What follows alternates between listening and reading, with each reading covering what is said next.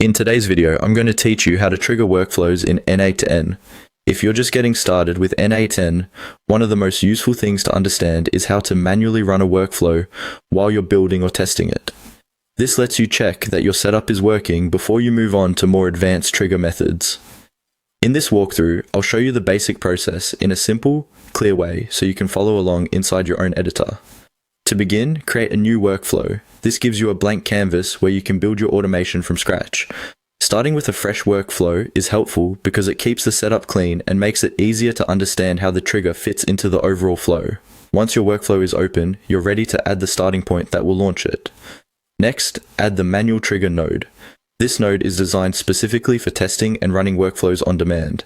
In other words, instead of waiting for an external app, a schedule, or an event to start your automation, you can trigger it yourself whenever you're ready. That makes it ideal for development, troubleshooting, and quick checks while you're building. After that, connect the manual trigger node to the rest of your workflow. This step is important because n8n needs to know what should happen after the workflow is triggered. Think of the manual trigger as the starting signal and the connected nodes as the actions that follow.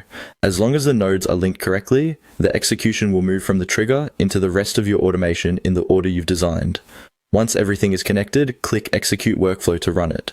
This starts the workflow immediately using the manual trigger node. When you do this, n8n will process the connected steps and let you observe how the workflow behaves. This is especially useful for confirming that your nodes are connected properly and that the logic is flowing the way you expect. As a general tip, manual execution is best used while building and testing. It gives you control over when the workflow runs, which is perfect for making changes and validating results without relying on live events. If something doesn't work, you can update your setup and execute it again until everything runs smoothly. That's the basic process for triggering a workflow in n8n. Create a new workflow, add the manual trigger node, connect it to the rest of your workflow, and then click Execute Workflow to run it. Once you're comfortable with this, you'll have a solid foundation for building and testing more advanced automations.